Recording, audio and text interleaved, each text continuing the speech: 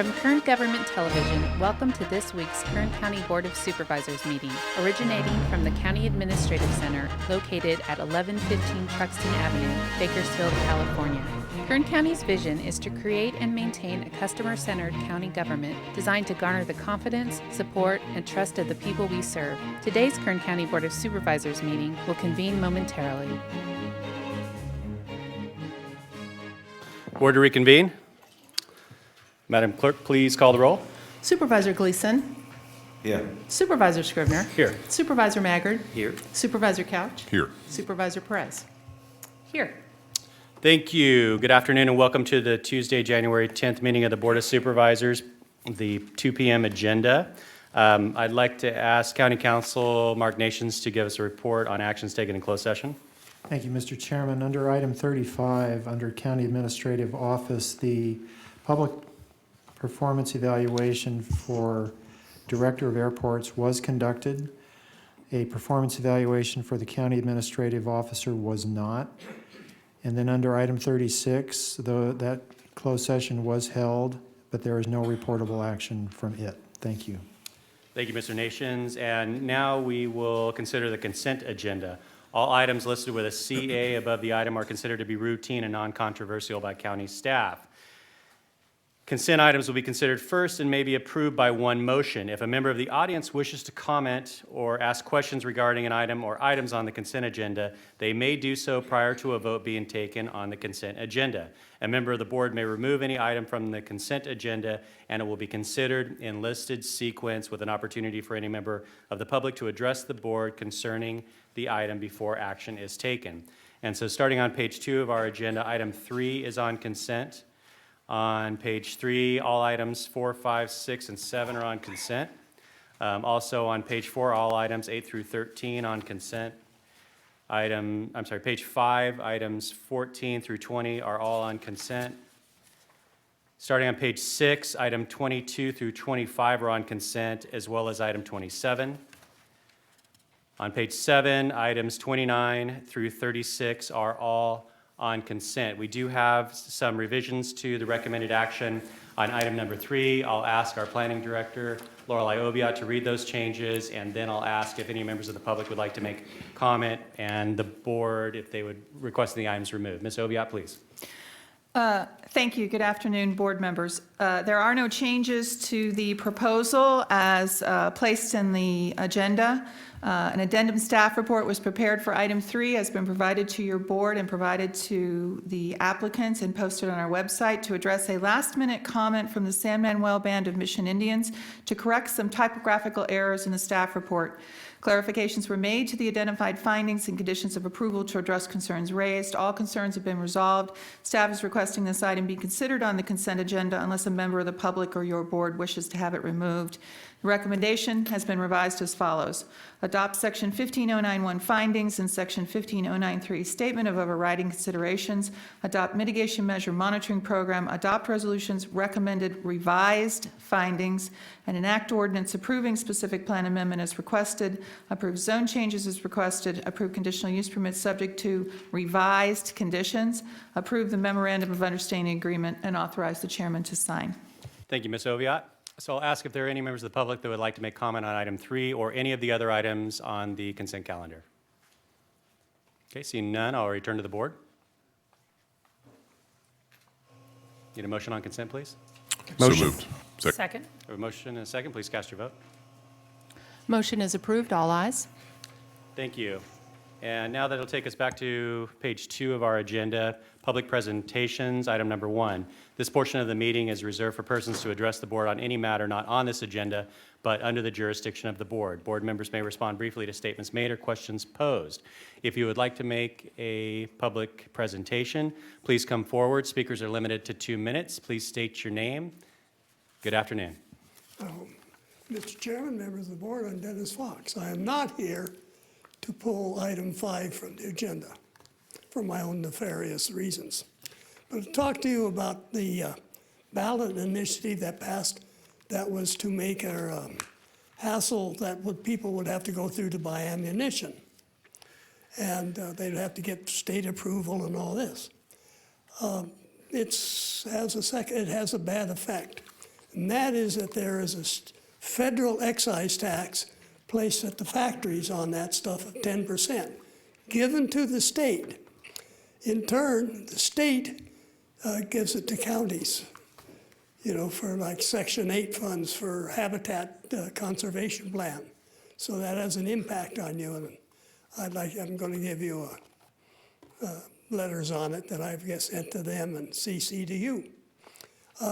Actually, the State Fish and Game and the State Fish and Wildlife, both of them have a setup where they have a computerized system between stores and for a license, and it's they have a number that you can be approved or not for buying it. And it's one of their fundraisers for people who want to buy fishing licenses and hunting licenses, called a GO number. And that might be the cheapest way to go, because they are afraid it's going to be a big hit, not only for implementation, but also for the tax loss. So I'd appreciate if you take a look, and I'll come back to you later. Thank you. Thank you, Mr. Fox. Would anyone else like to make a public presentation? Okay, seeing none, we'll move on to board member announcements or reports. Okay, we don't have any. So that will take us on in our agenda to page 6, item 21 under County Administrative Office. This is a report on Kern County's participation in the Google Innovation Lab. And I will ask County Administrative Officer Ryan Alsop to start us off, and I believe Jason Wiebe is going to make a report. Mr. Chairman, members of the board, that's correct. Jason Wiebe will provide the report on this item. Thank you. Good afternoon, Mr. Wiebe. Good afternoon, Chairman Scrivener, members of the board. In 2015, Kern County became a pilot program started by Google called the Google Innovation Lab for Government. The goal of this lab is to institutionalize new approaches and methodologies to providing services to taxpayers and set moonshot goals for those services by seeking exponential improvement.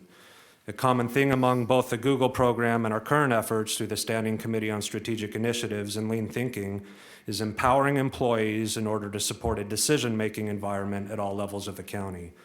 The program consisted of 5 teams divided among 50 leaders, with each team identifying 5 challenges and tackling them through the use of new and unique approaches.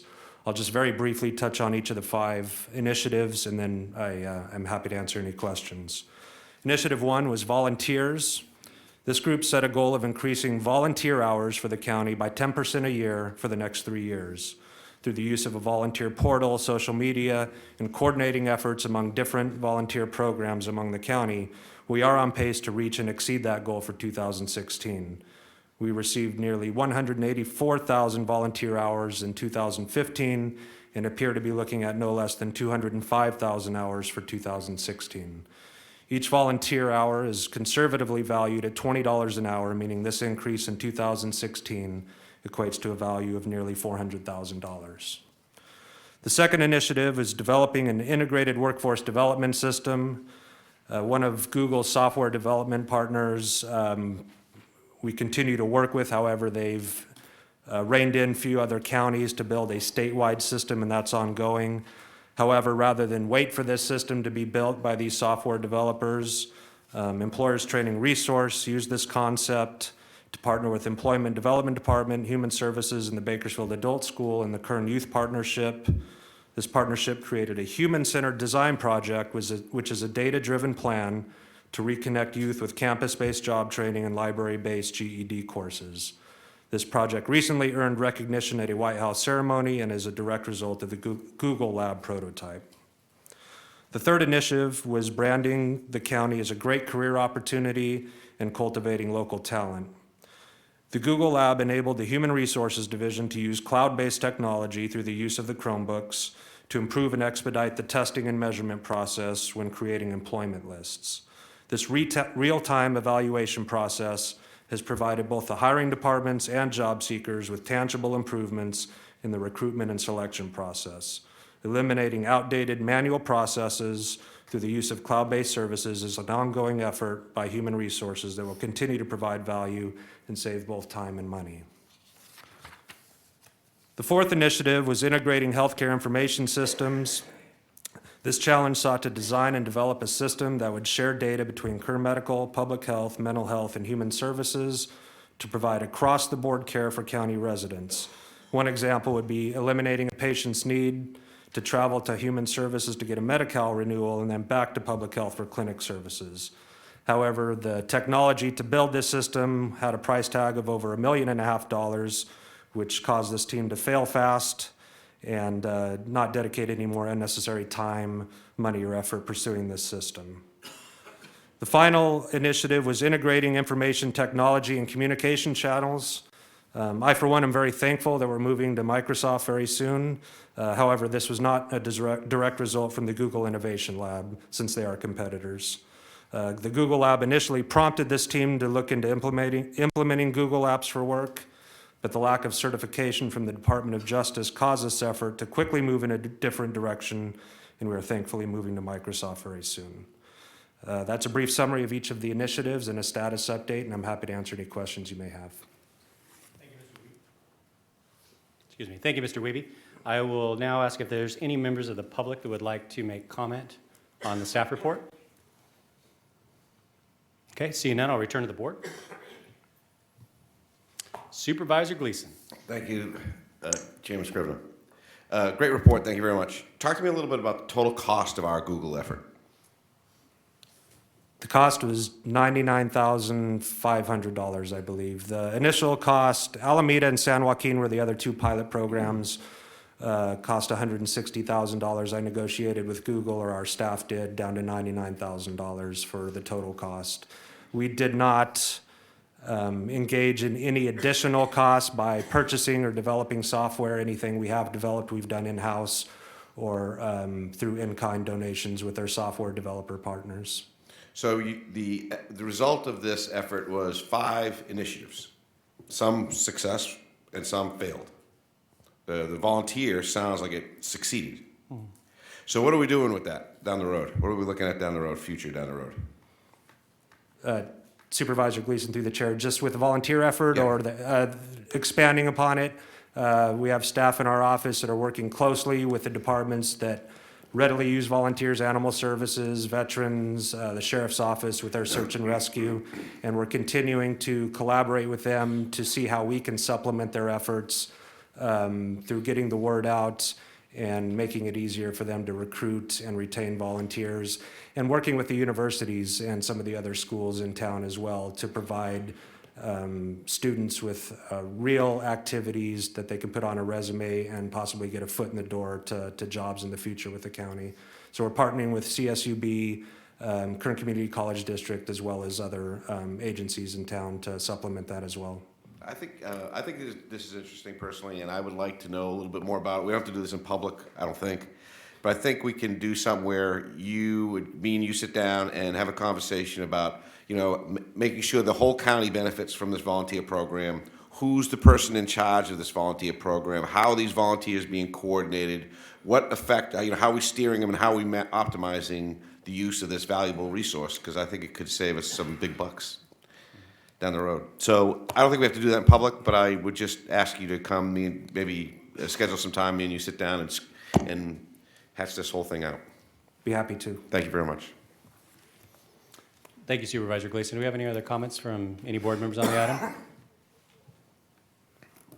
Okay, I don't see any. For my 2 cents, I participated a little bit in some of the Innovation Lab activities. I thought that there was a lot of interest from several of the department heads, as well as other folks that are in supervisorial positions. I think I saw benefit from it. I think, as Supervisor Gleason indicated, in some areas we didn't see success, but we learned that quickly, didn't spend a lot of time on it, but in other areas we certainly did see success. So for you, Mr. Wiebe, and the rest of the folks in CAO's office, as well as all the department heads and members of the county family that participated, I want to thank them, because I do think that it was worthwhile. And let's keep it coming, keep the innovation ideas coming. Okay. We need a motion to receive and file, please. So moved. Second? Please cast your votes. Yes. My fault. Can we vote again? Thank you. Now we'll reveal the complete vote. All ayes. All right, thank you very much. The next item is under County Administrative Office General Services Division. That will be item 26. And this is a public hearing to enact ordinance implementing a $5 daily and a $50 annual entry fees for vehicles parked at Hart Memorial Park. Designate 4 free parking days to coincide with President's Day, Memorial Day, Labor Day, and Veterans Day, and to establish special interest-bearing revenue fund dedicated to the maintenance, operation, and improvement of Hart Memorial Park. And I will ask Jeff Frapwell to lead us in this discussion. Mr. Frapwell, good afternoon. Good afternoon. Thank you, Mr. Chairman, members of the board. Today is the day that your board has set aside to consider this ordinance, as you outlined in your opening comments, to establish essentially a parking fee, a daily $5 daily parking fee for Hart Park, with an opportunity for a $50 annual pass. It's no mystery that the revenues and resources, budgetary resources given to the Parks Department has dwindled over the last 10 years. Certainly, we've seen a reduction of nearly 45% in staffing and a corresponding reduction in our available service and supplies resources. So because of that, and also kind of in concert with, we have 2 other regional parks as outlined in the board letter before you that have a similar fee. Both Lake Willems in the Delano area as well as Buena Vista in the Taft area both have a daily fee. Those fees at Lake Willems range from $4 to $11 depending on number of people in the vehicles. At Buena Vista, the entry fees start at $7 and escalate from there. And so Buena Vista also has an annual fee of $100 if they want to get an annual pass for Buena Vista. Clearly, Hart Park is one of our valued assets, park recreational assets in the county. It is a beautiful facility, but it has seen deterioration in its infrastructure over time, and staffing resources and budgetary resources that have been allocated to the former Parks and Recreation Department simply has not kept pace with the need in that facility. That is never more evident than if you go out to the facility either during or after one of the peak use days. We don't have the resources to keep up with demand, both in restroom cleaning, trash removal, et cetera. So this fee has been run through the Parks and Recreation Commission. The Parks and Recreation Commission over the last 18 months has had 13 noticed meetings in which they took public comment on this very issue. I'll spare you the gory details, but the long and short of it is, at the end, the commission is recommending that your board, and as included in the proposed ordinance, recommending that your board impose a $5 parking fee for Hart Park, a $50 annual pass. It also includes, as you mentioned, having 4 free days per year. Those are spread out throughout the year to make sure that we have access and provide access to the using public. And so we estimate conservatively that the revenue that could be garnered from a fee is about $150,000, although it could be more than that. And that those fees, the revenue generated from those fees, would be used and dedicated to the operations, maintenance, and improvement of Hart Park. Those 2 things, both the free days as well as the dedication of those revenues, were really key components of your Parks and Recreation commitments. Consideration of this, of imposing this fee or making that recommendation to your board. So that was important to them. The staff report goes into a lot more detail, and so I'm happy to answer any questions, but I know there's members in the audience who would like to make a presentation to your board. Thank you, Mr. Frapwell. I'll ask if any board members have comments or questions before I go to the public. Okay, seeing none, we'll open it up for public comment. Please come forward and state your name. Yes, ma'am, please come up. And if anyone else would like to speak, if you start making your way up towards the front, be great to help expedite the discussion. Thank you so much. Hello, how's everybody today? My name is Shirley Skenfield. Last name is spelled Skenfield. And I've got a question for all of you. Have any of you been out to the park recently? All of you? Good. I'm glad to know that. I go out about once a week, take my dog for a walk, get a chance to look at who's using the park. I also support the cat people. So I know they have concerns about the cats being dumped out there. I think if you gate it off, somebody's just going to come and dump them over the fence. I don't think that's going to stop people from dumping their animals that have no sense about doing that kind of thing. All the uses that I see out there, the hiking, the walking, the biking, the families using the park, I don't mind paying a fee. I can afford a $50 a year fee myself. But there are a lot of people I see out there that I don't think can afford to do that. I hate to see that beautiful space not available to all those families. That hurts my heart. I'm wondering, I guess from what I understand, to add anything to our property taxes, we'd have to vote on something like that. So, I'm thinking, gee, if we could add $1 to everybody's property tax, that'd take care of the extra money needed, but maybe not. Could we do a GoFundMe account? Could we do some kind of a fundraiser for the community? Could we, I know the money's needed. I know the repairs and the services and everything are needed. I think the park rangers could be doing something better with their time, personally.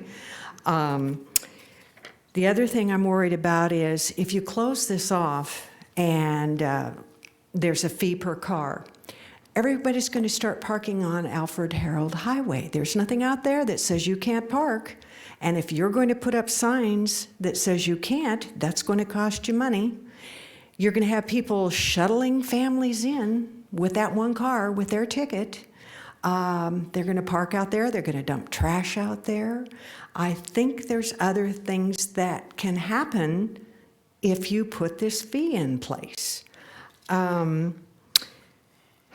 Gosh, I was talking to some folks in the audience, and I think there's a gentleman that has some other options maybe that you might want to hear about. So I'm hoping before you make your decision, you will consider there might be some other ways to raise the money because the park does need help, but I hate hurting somebody to do that.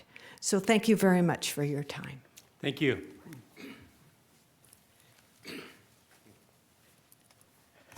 Good afternoon, Chairman Shriver and other members of the board. My name is Harry Love, and resident of Kern County, almost 50 years, and frequent user of Hart Park. And I admit it, I'm proudly say I'm a birder, but when we go out to Hart Park, I'm a people watcher. And I read the report, and they accurately defined it as a gem in this county, and it's a gem. And we have friends who visit Bakersfield, and they go out, we got to go to Hart Park just because it's so different from the rest of the community. And it's out there. It's not a city park, it's a county park, it's a regional park.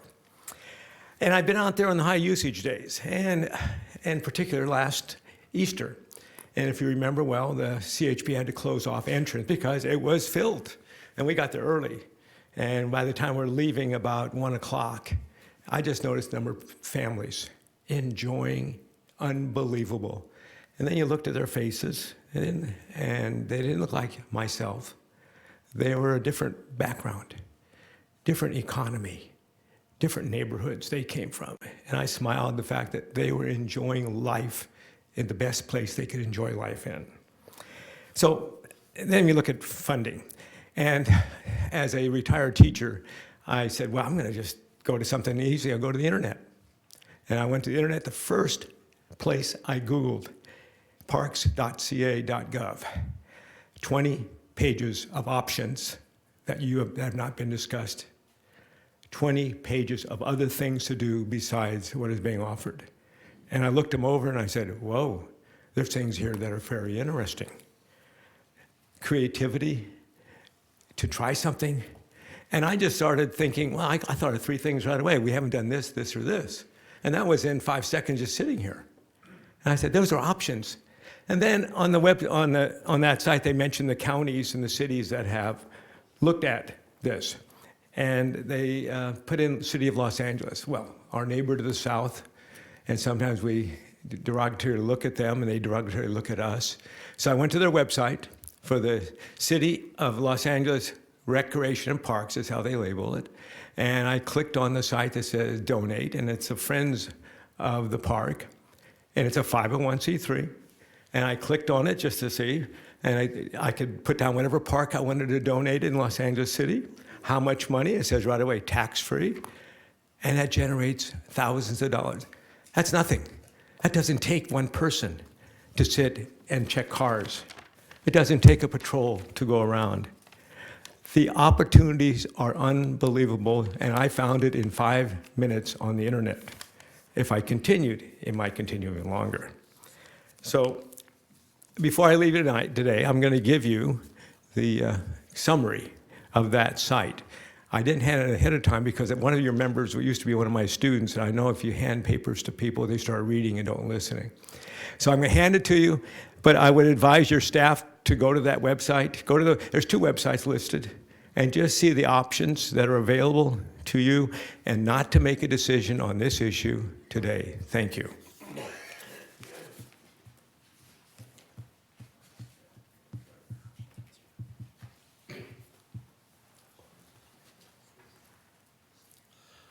Good afternoon, board members. I'm Bob Jamison. I'm the 1st District representative for the Parks and Rec Commission. I'm here to answer any questions that you might have. Thank you. Thank you, Mr. Jamison. Appreciate you being here.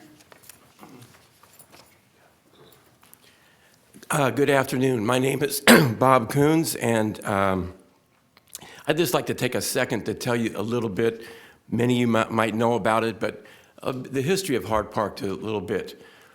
In 1921, the Kern County purchased that for the huge sum of $20,000. And that was a depression. And they did not have much in the way of resources at all at that time. And so they started to have a nursery to grow the trees and plants. 6,000 plants and trees were actually grown at that site and donated by organizations like the Lions Club, Veterans of Foreign Wars, et cetera. There are groves of trees that still have a couple of the plaques that are left that are there. In the 1940s, when the park was being used, it was opened earlier than necessary, than they thought, because people wanted it so much. In the 1940s, they went on and purchased more land so that we now had about 1,000 acres, which allowed us to have the Kern River Park campground and our golf course, and probably the land that was being used for the soccer fields today, et cetera. There is a continuous pathway from the entrance of Hart Park all the way to the golf course that is natural riparian landscape that's been basically the same. There are wildlife there all the time because of the river that is normally flowing there. These are incredible resources. As a former athlete and a coach, athletes of all ages, from little kids to high school to college age, have sought that area out to train and participate in their athletic development. Obesity is at one of the highest in California in this county. To keep people from the opportunity to be outside is, harmful. We should do everything we possibly can to allow people and encourage people to use the outdoors and to exercise. Things that we have a police auxiliary that helps the police department. We could have the same kind of situation for the parks department in it. We could also use kids that are trained and schools that are trained to give nature courses and things at that site to encourage people to come out, and also to educate them on how to take care of that incredible resource. If we would teach people to pick up and clean as they go, so to speak, we would save thousands and thousands of dollars in park cleanup. This is a huge resource, and people come to Kern County to participate in off-road bike races. There's cross-country races there. There's a disc golf course there that people come from all around. It is a gem, and people from all this county come here to use that park. Our forefathers put money and investment in it. Give the community a chance to become friends of Hart Park. $100 donations that show that organizations to spend time to help clean or educate and make it. There is an incredible resource. People used to live as caretakers on in that facility. You might have a place where you're training people and to do that kind of work and stay on that property to help protect it, do things. I think there's a lot of things that should be done, but we should encourage the use for everyone. And I think that everyone as organizations and as big businesses can contribute to that as they did in the past. We can make this a huge thing. We talk about the number of people. The report, I think it said there was like 500 people. Right after the war, on those weekends, there are records of 40,000 to 50,000 people at that park. That is a long time ago. Our population is bigger than today. If we had the resources, we had a zoo there. There was actually like a Hollywood Bowl that was going to be put in with the help of the WPA. That's where the sheriff's pistol range is. There was Ferris wheels. There was train tracks and stuff like that. I've seen that. There was a hippopotamus was at that park before. Those are not the best resources today, but it has been a tremendous resource. You could rent bicycles out there and do things. So I urge you to let the public become involved as much as possible and let people have a chance to make it not just the way it is today, but what it can be in the future. And all of us as a community, and I'm not just talking about, for example, the city and the county. Jastrow Park in the 50s and 60s, there was a bus that would take kids from the park department, a recreation bus, would take kids from Jastrow Park out to Hart Park to do crafts and go swimming and all that kind of stuff. Those are resources. There are very few swimming pools left in the whole county. There needs to be places for people to really get a chance to exercise and become one with nature and understand how important it is. I think this climate change is something you can be learned even at a park. Thank you for your time.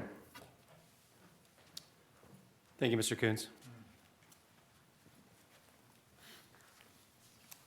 Good afternoon, Chairman Shriver and members of the supervisory.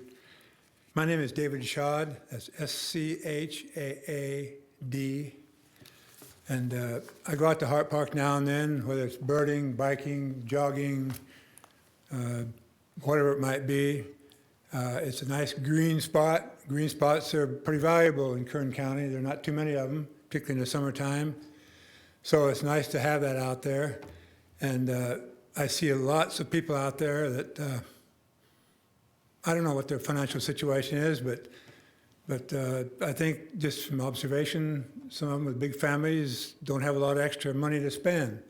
Well, basically, I mean, I won't iterate. That's why I kind of waited, because these people that have already spoken have, elucidated very clearly many of my thoughts. So I'll just add one more thing that hasn't been mentioned, though, and I think it's important. We're concerned about society, how it interacts with people, interact with each other and so on like that. When people go out to a park, they're in a place to relax, to, get away from the stress of work, of life, or whatever, and that's needed. Rather than if something is going to be unaffordable, however, we think $5 is peanuts to most people, maybe, but some people it's not, and they would like to go out there. It would be better for them to go out there than to hang around the streets, maybe in the bars or whatever, and where much more possibility of trouble exists. They go out to the park instead and relax, whatever, and go home refreshed. So that's my addition to what everyone else has said. Thank you very much. Thank you, sir.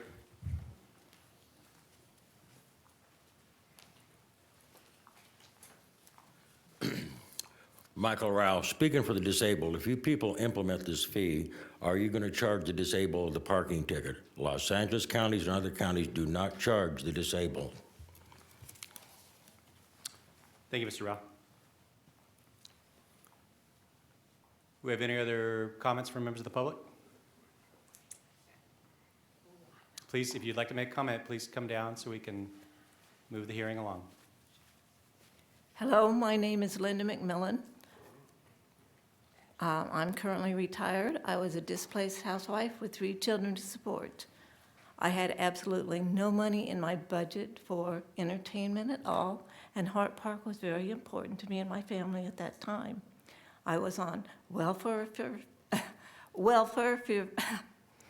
a few months, food stamps, Section 8 housing. I've had a very successful career, became self-employed with a successful consulting. I own my own property. Sometimes I felt like I paid to support the whole county with my taxes. But I haven't forgotten what it feels like to not have $5. Thank you. Thank you.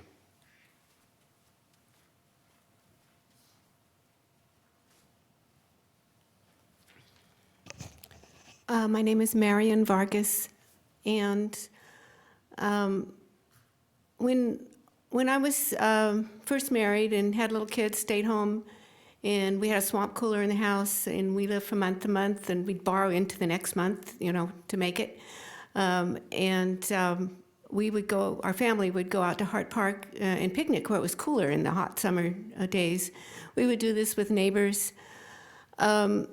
Now I'm retired, and I go out to Hart Park sometimes just to enjoy nature.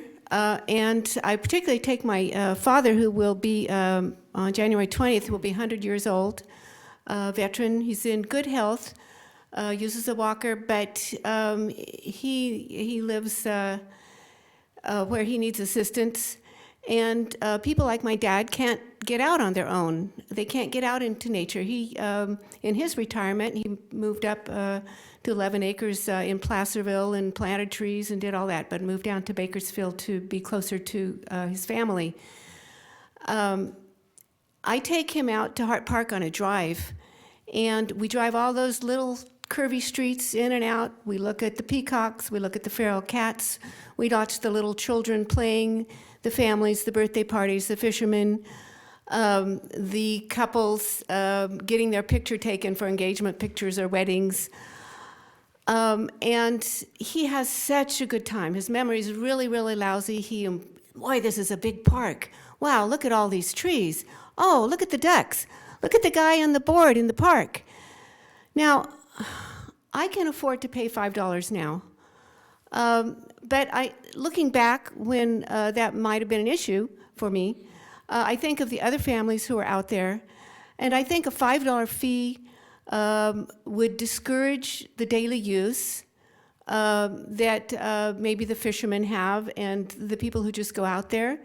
When my elderly mom was driving me crazy and my cousin came to visit, we went and sat on a park bench out there and talked for an hour and a half. It's a good mental health break. It is very different than a manicured residential park where there are no bathrooms and that aren't in nature. It's different than our little walkway that goes through downtown where it's all artificial, and Riverwalk's kind of like that too. So we have a jewel with a history, was built by people who needed work during difficult economic times. The diversity that is there, plant-wise and animal life, is just amazing. One thing that you may be acquainted with Trail of 100 Giants in Tulare County. It used to be they didn't charge a $5 parking fee there, and I have to tell you, when they started to charge a $5 parking fee, I didn't want to go there anymore. It's easy access. We think of ways, could we sneak on? It just didn't seem right. And so I think that the fees would discourage use. I think the gentleman who was talking about getting the community involved, and I and friends have often gone out and picked up trash and enjoyed the park on the way. I would be willing to pay a property tax. I don't think that that the powers that be or the government is going to put a parking fee out at Bright House and Riverwalk. I don't think that's going to happen, but I think it's kind of, it's an issue of fairness, and people who have less economic means can have access, and I think that we need to keep that. And I would be happy to work towards improving the situation out there, and I hope that you will have the wisdom to, let us do that and not discourage people with a fee, and thanks for listening. Thank you, Mrs. Vargas. Any other comments?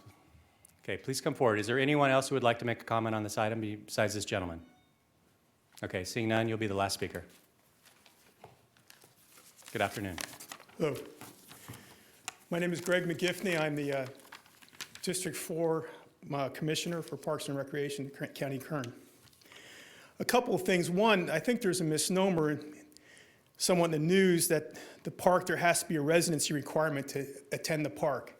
In fact, anyone can go to the park. So the park is there for everyone. It's kind of the concept of the public good, something that everybody wants, but nobody wants to pay for. However, the taxpayers pay for Hart Park, and the supervisors now get to decide how we pay for the park. So there is that in our discussion about how this came to be. And the other thing is we're talking about not an entry fee, but a parking fee, I think. There's also that to discuss. And I think we need to make sure people understand it's a parking fee, not an entry fee. An entry fee implies a lot more and many other things. So regarding the park, I would like to address this concern about this proposed fee by maintaining it as a source for recreation for all residents of our county and others who visit our county. Unlike most other parks in our general area, there's no direct funding for Hart Park other than what is in the general fund. There's no developer funds, like in north of the river in the city. So maintenance and operation of the park must be budgeted by you, the Board of Supervisors. There is no foundation or other source of money supporting this park either. So with that in mind, for the past 18 months or so, your commission, your Parks and Rec Commission, have heard much more about actually the growing dilapidation of Hart Park and the need for greater material improvement of the facility so that more people can truly use it to its fullest extent. To comment a little bit further about that, it's almost as if you don't maintain the park, fewer people will want to use the park. They will go to other parks.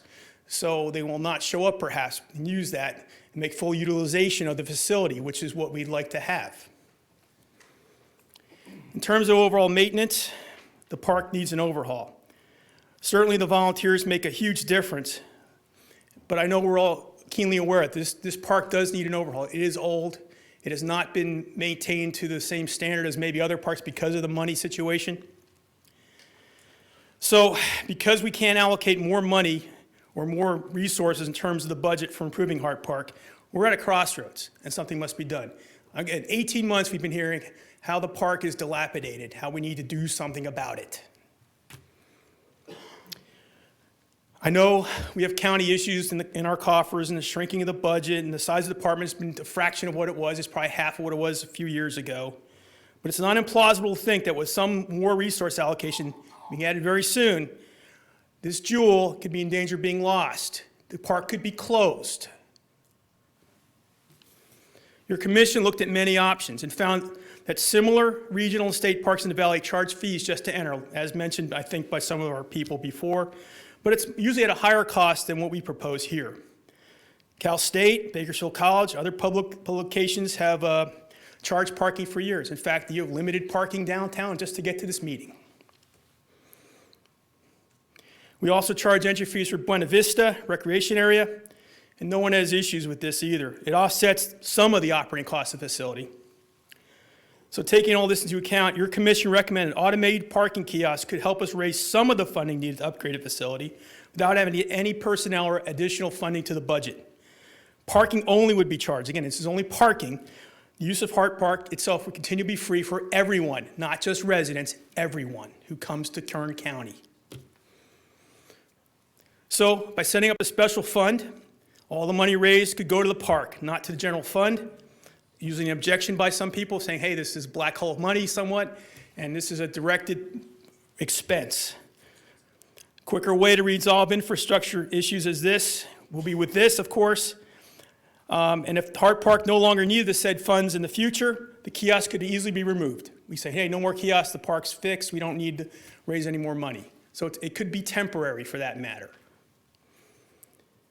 So at our monthly commissions, again, our options were exhaustively researched and searched, and the comparatives were done with other similar facilities. After much great discussion, the consensus was this was the best idea possible. There were very few, if any, objections to this idea in the end at this meetings. Any meetings, we didn't get a lot of objections to this idea once it was explained to everybody. So I'll just conclude here. Without any additional allocation of resources, nothing's going to change at Hart Park. Not a thing. Facilities will continue to deteriorate, and that in turn will attract fewer and fewer park goers. No one likes raising taxes or implementing additional fees, but there is no free lunch. The Board of Supervisors must act to either accept the recommendation of the Commission or allocate resources to help keep Hart Park a jewel and not an eyesore. And we welcome your decision. Thank you. Mr. McGivney, I have a question. First of all, thank you, and also Mr. Jameson, who serves on the commission, for being here. Just a quick question. You had 13 public meetings, and you had folks that showed up, I would imagine. Like, how many would you estimate you had at your meeting, your various public meetings you had on this, 13? Oh, there were in various locations, so it depended on the time, date, and the event. Some meetings we had a lot of people, some not so many. Okay. It just depended on the time and date. I was just curious, were any of the folks that spoke before you in opposition to the fee, did they attend any of those meetings? I can't say for certain. I don't remember. Okay, thank you. Thank you. I appreciate it. Okay, so I'm going to close the public comment period of the meeting. I'm going to go ahead and, I'm sorry, did somebody else have a comment out there?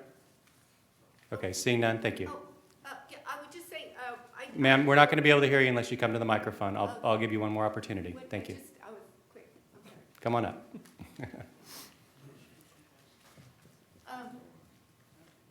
Okay, I'm still Marian Vargas, and I'm just thinking maybe you should ask the question of the people who commented in opposition.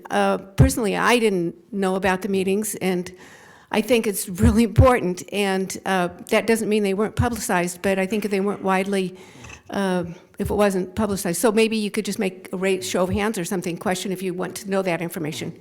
Yeah, I was just curious Thanks. if you attended the meetings and still were in opposition, because what seemed to be indicated by Mr. McGivney was when folks showed up and they heard the discussion, and afterwards there really wasn't much opposition. So I was just curious if the folks that spoke in opposition, if they had participated in that and still were opposed, or if the media reports or whatever was what caused them to come down and speak. So I appreciate you answering that to some extent for me. Thanks. I would have come to the meetings. I think other people would have also, but for maybe the elections got in the way or something of knowing about it. Yes, ma'am.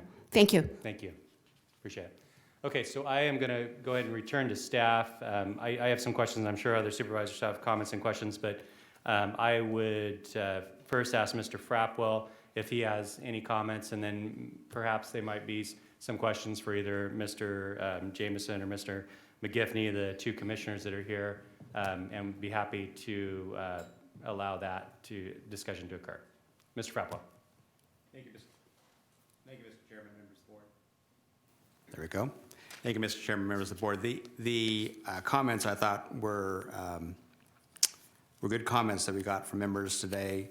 I will tell you that I was only involved in the last piece of this whole process, but I will tell you that, as Mr. McGivney highlighted, these very issues, these concerns about making sure that we protect the asset that we have for future generations were all discussed at the commission meetings. These ideas of crowdfunding, these ideas of increased use of volunteerism were all initiatives that the commission fully supports and wants the department to look at to expand. I will tell you that the Parks Department has been very proactive with respect to collaboration with other county departments on how we maintain those facilities, working diligently with General Services before we were merged, as well as Public Works and planning, et cetera, to identify ways to bring resources and address the needs that are at the park.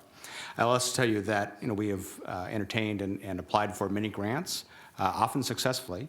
The grants typically that we've gotten in the past have been for one-time expenses and don't cover the ongoing operational costs. But, so the Parks Department has been aggressive in looking for grants. So I know that this is really kind of an issue, and the proposal before you is really one that the commission felt compelled, given everything else we've tried and more things we're going to try as well, but really felt compelled to bring this to your board, make this recommendation, and the department supports that. I do think that it's important to kind of stop the deterioration of the facility and start slowly building our way back into a facility that we all be proud of. I think, as Mr. McGiffey or one of the other speakers pointed out, if we let this continue to deteriorate, it is not going to be attractive for people to use, or the people that do come out to use it probably aren't the folks that you really want there. And so I think it's important that your board consider this today. We strongly recommend your approval, and that the idea is these funds are here to augment what we currently spend to support the park and build it to a better place. Very good. Thank you very much. I'll go ahead and call on Supervisor Maggard. He's punched in first. Supervisor Maggard, please. Thank you, Mr. Chairman. I want to talk for a few minutes about this, and I'm going to go on for just a little bit. I want to add a different perspective. I want to say, first of all, that I respect the members of the commission, I respect our staff, and I respect my colleagues, who I think I have a very different opinion about this issue than they do today, but I respect all of them. But there's a fundamental flaw, in my opinion, in my observation. I've done things in government now for a long, long time. And there's a fundamental flaw in government, and that one of those, there are a number of flaws, but one of them is that by deferral, by prioritizing something else as having greater importance than another thing, a service or an area of service for the government starts to suffer, and it diminishes, and then it is almost like a self-fulfilling prophecy that it will tumble and stumble and fall until it finally goes away. Because it's, at the end, it's so bad, it's so different than what it was intended to be, that we want to be rid of it. And that's what we're seeing happening to our libraries, and that's what we're seeing happening to this park. It is not the fault of anyone who uses Hart Park that it is in the shape that it's in. It is our fault. I'm not giving anybody a hard time. I'm not saying that we're bad people, because it's, what I'm saying is it's our responsibility. Nobody who goes to the park is responsible for it having its problems. We have prioritized other things ahead of it. And nobody's charged a fee to go to Panorama Park. Nobody's charged a fee to go to Pioneer Park or Potomac Park or Heritage Park or Riverwalk Park or any other park in town. But we're going to charge some people who, many of whom are going to struggle to pay the fee to go to this park, because we decided to spend our money somewhere else. And we can decide to spend our money here if that's necessary in order for it not to fail. But we're going to compound other issues by causing the public to pay a fee to come to this park. So one of the issues I have is that I think this is fundamentally a flawed way of spreading out these costs. It is not the responsibility of the user of this park to have to pay for this fee because we have other priorities that we spent that money on, in my opinion. I grew up at Hart Park. I rode my first bumper car at Hart Park. I saw the hippopotamus at Hart Park. I rode the train at Hart Park.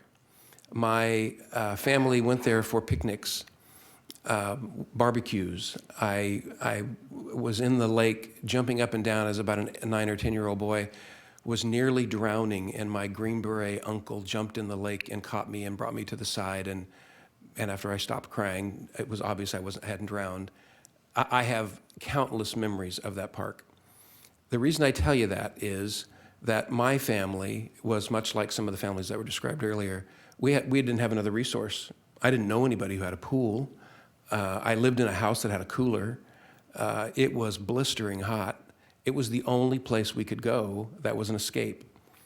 And I tell you that about my past because what I want to emphasize to you is that the same kind of family that I was are the kind of families that are going to that park today.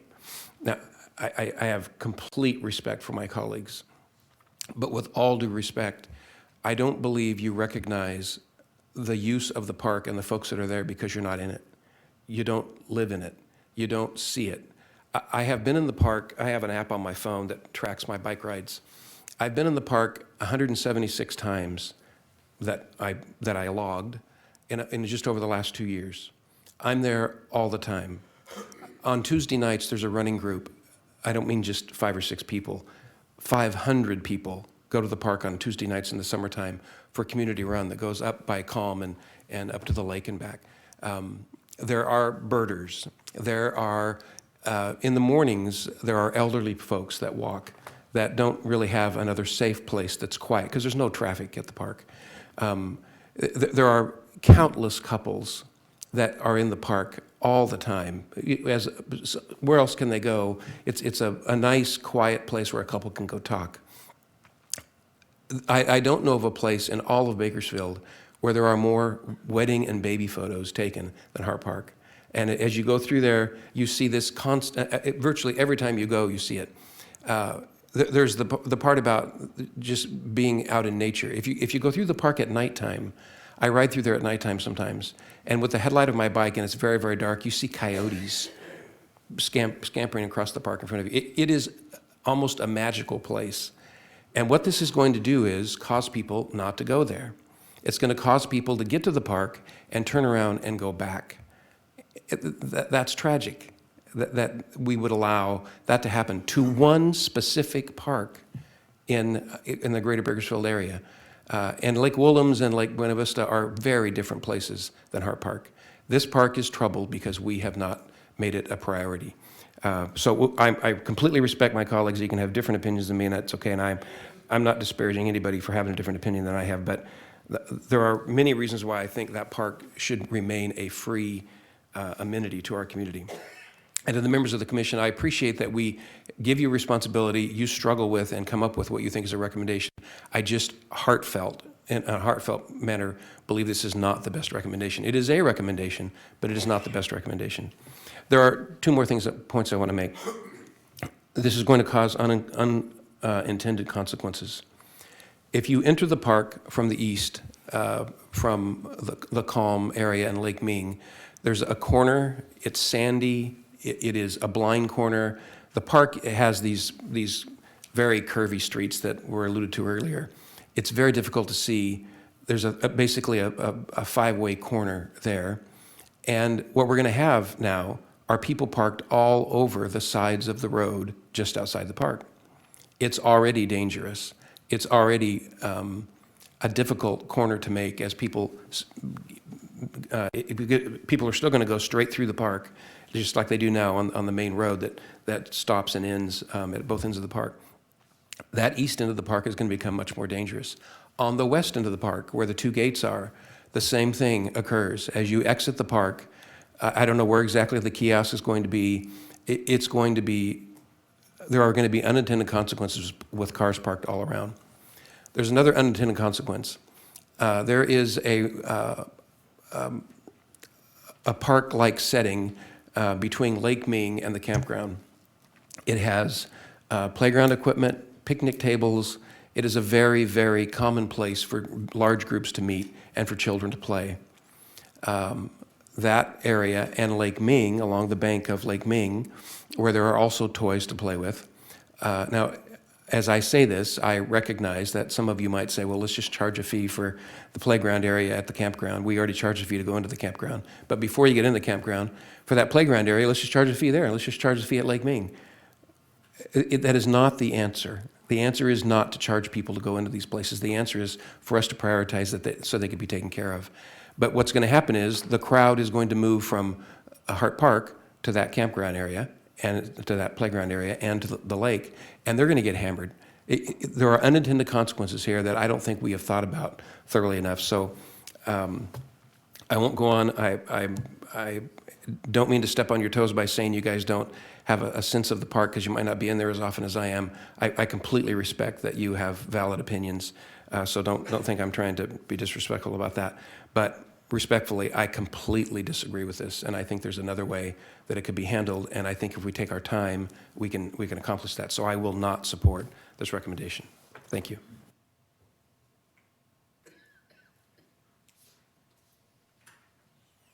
Supervisor Gleason. Thank you. Appreciate it. Thank you, Supervisor Maggart.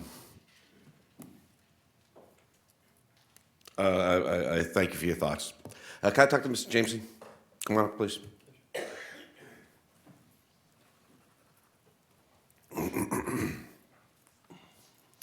Yes, sir. Mr. Jameson, you heard Mr. Maggart talk about unintended consequences. Could you talk to me about the thoroughness of the commission's study in terms of making your determination and the 13 months and the 13 meetings, whatever it was, the meetings or whatever you came to arrive at your conclusion? Supervisor Galushan, through the board, through the chair, excuse me. 18 months was spent on this particular subject, and I believe that's probably the longest time that the commission has spent on anything. During that period, we were really surprised that we saw so few people come out to the commission meetings, and they were advertised publicly. I think the majority of the commissioners really began this process thinking of ways to do something other than a fee. Personally, I don't like fees. What we were looking for from the public, more than anything else, were alternatives to a fee. Supervisor Maggart, I appreciate everything you say, sir. And I agree with a lot of what you say. The one thing that it did not include was what are the alternatives? Perhaps you folks can come up with some. We tried dearly to come up with alternatives that we thought would work. And unfortunately, we could not come up with other alternatives. Ms. Jameson, can I stop you and just ask you a question? What alternatives did you guys examine? We looked at existing things that we do, including volunteerism. With the grant process, unfortunately, grants cannot be covered maintenance in an area. It can cover new construction, but often does not cover maintenance. There are various programs that the county uses. We've availed ourselves of all of them, and unfortunately, with the amount of monetary cuts that have been made over the last few years, it just doesn't pan out. Ms. Jameson, you heard people talk about Friends of Hart Park. Yes, sir. Talk to me about that. What are your thoughts about that? There are several groups that do come into Hart Park as well as other parks, doing cleanup from time to time. We appreciate their work immensely. We've offered awards to those folks that have come out to our commission meetings, and they do just invaluable work for us. We cannot say enough about those people. Unfortunately, it's just not enough to cover all the trash and all the abuse that takes place in the parks. I appreciated very much some of the things that we discussed in the meetings as well. Some of the things that there used to be in Hart Park years ago, paddle boats. I know there was a model train that ran through that park. We would love to see some of those old things brought back, but they're just totally out of reach at this point. So what is your opinion about Hart Park and its value to this community? I think Hart Park is probably the most beautiful park in Kern County. That's just my personal opinion. I've been out to all parks, clear out to Lake Willems and everywhere else. If that park were to, well, let me revise that comment. I don't think that there's anyone in this county that's going to stand by and see Hart Park go by the wayside. It is just too special to this county. I don't think that will ever happen. The deterioration, yes, it will continue if something isn't done. Exactly what that's going to be, I don't know.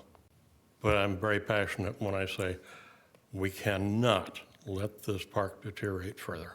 It's just too valuable to too many people. Thank you, Mr. James. Thank you. Okay, I got some thoughts I'd like to share. First, I'll start with my little story about San Diego Wild Animal Park when I was growing up in the Navy, buried children, no money, all that kind of stuff. And the only place we could go in San Diego was the park because we had, my mother-in-law bought us tickets. We had an annual thing that we'd get in there, and that's the only place we could go. So to me, the value of a park is borderline indescribable for getaways, for stress management, for resettling issues with your lovely wife, to resettling issues, establishing those issues with your kids and making sure they understand things. So it played an important part of my life. However, it's a jewel. Hart Park is a jewel, and we have to keep it that way. If we don't keep it that way, we're going to lose it. And so my thoughts on this fee are, you know, I'm torn about it, but I believe that in order to maintain the quality of a park we have, that a $5 parking fee to get someone after they've entered the park to park their car and to enjoy the wildlife is not asking so much. They paid $2.50, $3 a gallon of gas to get just to that park. So the number of people that are affected, I'm curious as to how we can best estimate how many people we've heard all these talks about all these people that are affected. I'm sitting here thinking, I really don't believe it. But I want to know more. Maybe I'm wrong. Are there people who are going to be to the point where they will not come to the park? Is that a true statement? Say what? One guy? I mean, I really don't know. Can anyone answer that question? Have we ever done a survey to find out if really people won't come if they're charged $5 to park their car, or they won't carpool with other families and share the cost? I mean, I guess it's a rhetorical question. I don't think anybody really has an answer to that, and I think I just don't think that is going to be a major obstacle for families coming to the park. They will still get the joy and the satisfaction of the experience of seeing the wildlife. And but there is one question I have of the mitigation factors for how the no parking will affect people parked on the corner that Mr. Maggart talked about with their playground. Are there mitigations in place for how we'd adjust to those people? Good. Supervisor Gleason, through the chair, we have had conversations and will continue to have conversations with the roads department. Alfred Harrell Highway is a county road, and so it's important that we, in consultation with the Public Works Department, address those issues. We've done a lot of work with respect to where we put those kiosks, and where we can try to minimize the impact to traffic flow. But Supervisor Maggart is correct that there's going to be a little bit of a learning curve here. And we've done a lot of work and thought on where that would be, but I'm sure there will be some hiccups in which we'll have to address. But in working with roads, I'm confident we can try to minimize those. The answer to someone asked a question about disabled. Could you talk about Sure. that for a second, please? Supervisor Gleason, with respect to the ADA marked spots, it will be no parking fee. You talked about 4 days of free parking? Correct. Why 4? Well, I think that the commission, I can't speak exactly for the commission, although I was there at a few of their meetings. The thought was that you spread those out throughout the year.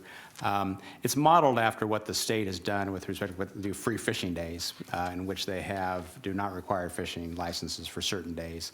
So that kind of concept then was kind of moved into this parking arena in which, you want to make sure, and the days chosen, which are highlighted in the staff report. Let me just pull that for you. Our in President's Day, which is February, of course, is a peak use day. So we didn't choose days that people weren't going to come to the park anyway. President's Day, Memorial Day in May, Labor Day in September, and then again Veterans Day. And so these are peak use days. They're typically 3-day weekends in which there's a lot of recreation going on, and we want to make sure that we provided access to the park during those days for all families. You said the $150, the $5 daily and the $50 annual comes to about, your estimate, $150,000 that you're going to offset. That money all goes right back to Hart Park, and it will go towards what? Supervisor Gleason, the the option is, or the things being considered, are certainly during those peak times, we need additional staffing out there to manage trash, to manage the cleaning of restroom facilities so that everybody who's there can continue to enjoy the park. So that is one kind of area which we will plan to address.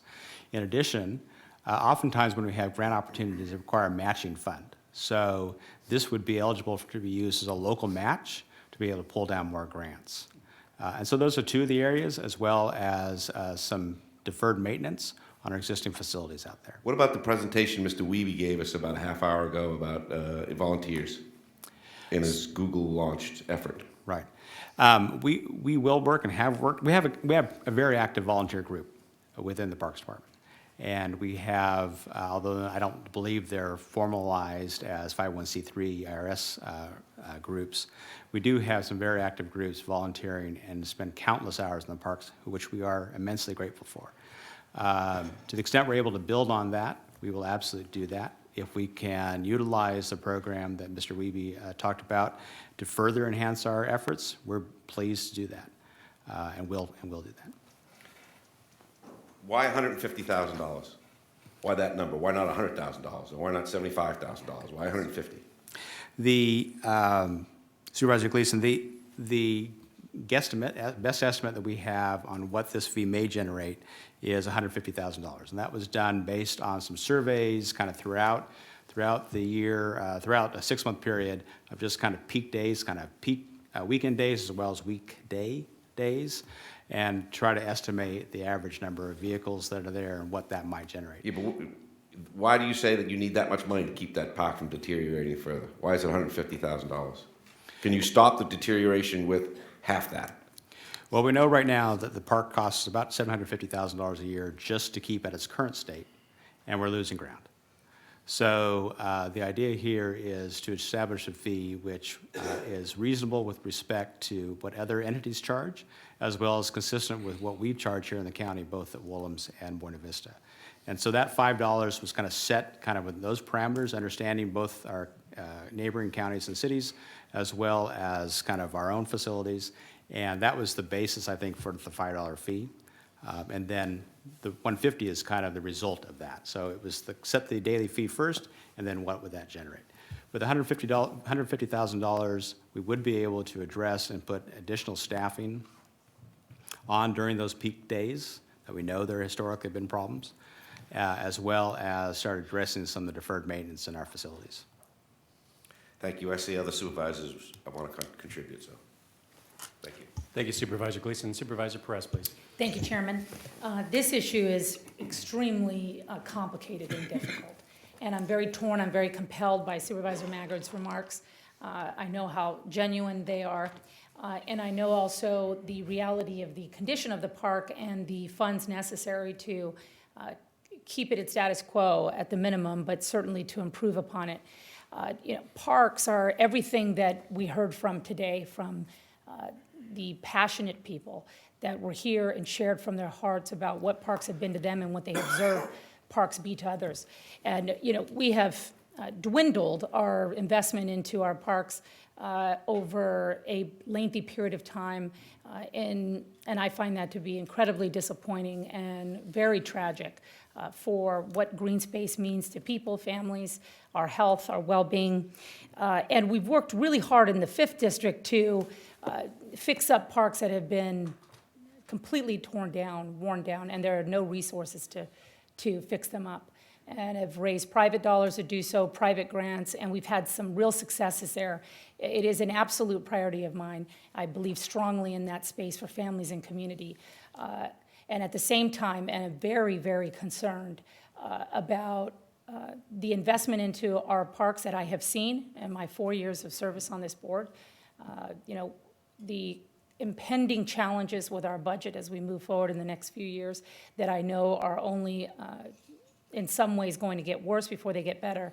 And so I have to ask myself, how do we protect this asset, this county asset that is priceless to this community and that absolutely needs more revenue to make it and to protect it and to make it into something even more. So,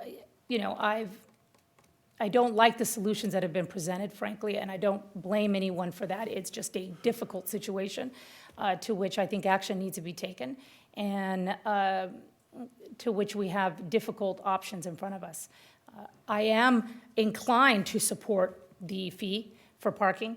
I'd like to hear from my other colleagues because I don't believe that this board is going to make revenue direction into our parks in the future. We have so many challenges ahead of us that continue to roll out. We have serious public safety budget issues that continue to plague this board and this county, and I don't see them going away in the near future. I just don't. So that is my conflict. It's really been compelling to hear from you guys today because I think what you're saying is accurate. It's heartfelt, and I don't know where we get blood from this turnip. I don't know where we get it. I just don't see it. And I don't see a culture in this community of making major investments into our parks. So much so that, we've raised private dollars, private grants to fix up parks in my district because we have other priorities. And that's just a matter of differing opinions, and I absolutely respect those opinions. So that's where I am. That's not an easy position to take, but I take it with a sincere and ongoing commitment to this public space and protecting it into the future. So I am open to other options, very compelled by Supervisor Maggard, but very concerned about this asset and its ability to survive and thrive under the current circumstances as we know them to be, and as what I know the priorities to be moving forward, or believe them to be, rather. So those are my thoughts for now. Thank you. Thank you, Supervisor Perez. Supervisor Couch. Thank you. Just a few basic comments. Supervisor Maggard started with, I think he started by saying there's a fundamental flaw in government, and specifically with this case, and I agree with that.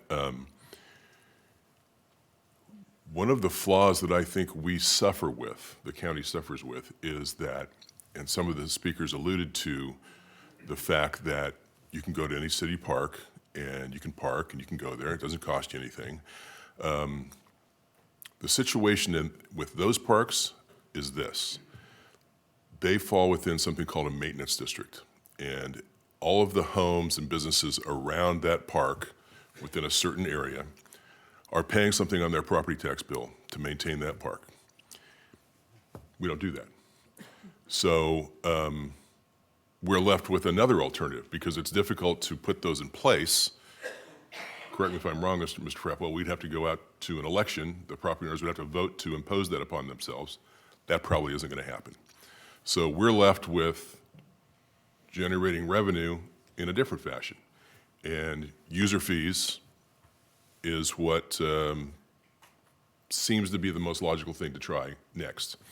So we do have a fundamental flaw. We the county, it's not necessarily our fault, but it just did, that system didn't get put in place a long time ago. Had that been done, we'd have a different situation on our hands. I can tell you that the people that, Buena Vista Aquatic Recreation Area is in the 4th District. I'm very proud to represent the district, and that is a jewel as well. I believe Mr. LaRue told me this, and I always get this wrong, but I think he told me that Buena Vista generates about 60% of the revenue of all the parks in the county. Supervisor Couch, that's roughly correct. So about 50% of the department's revenues come from Buena Vista. And if you just looked at the cost of operating Buena Vista versus the fees that are generated there, it costs about $1.77 million a year to operate Buena Vista, and the revenue generated from Buena Vista is about 1.1. So you've got about a $650,000 delta there that relies on county's discretionary general fund dollars. It costs you $7 to get into Buena Vista. It costs you more if you want to camp overnight. It costs you more if you want to fish. Correct. It costs you every time you turn around in Buena Vista for something. But the point is that it is not a free place to go. And I looked, by the way, at the city's website. Someone mentioned the park at Riverwalk, and I don't believe they're going to charge you to park there, But if you wanted to rent a picnic area for a half day, that's $154. So they're going to get you one way or another. And that is in a maintenance district that also has property tax revenue that is supporting it. So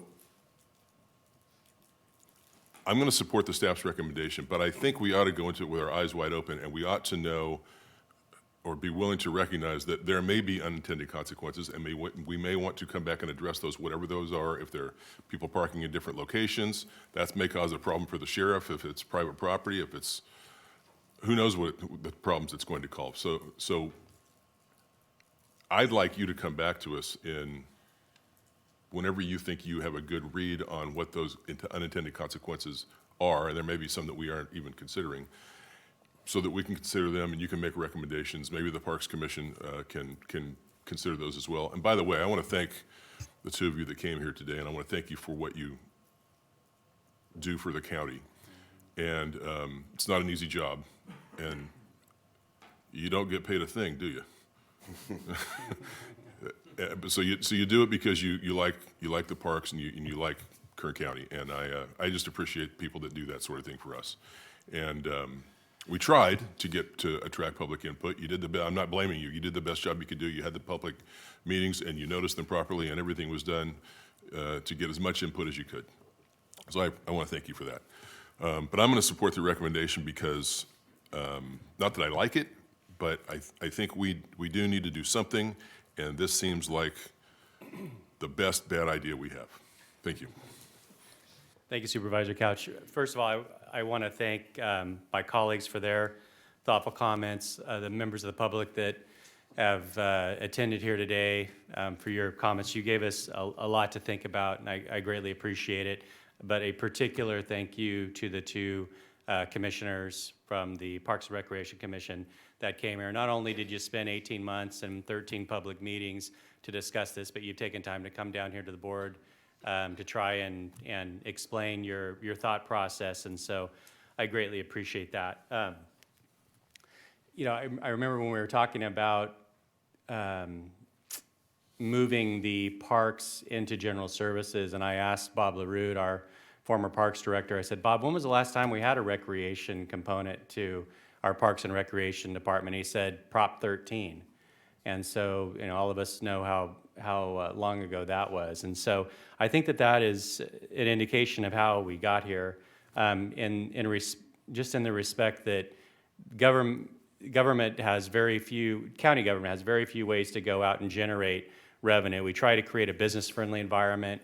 That's one strategy that I think this county employs very, very well, is we try to create an environment where we can have economic growth, because through economic growth you see property taxes and sales tax, other things that increase, and then you have more money to spend.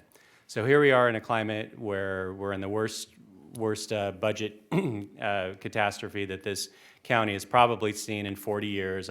You know, for the folks that can remember that far back, that's about the number that they tell me.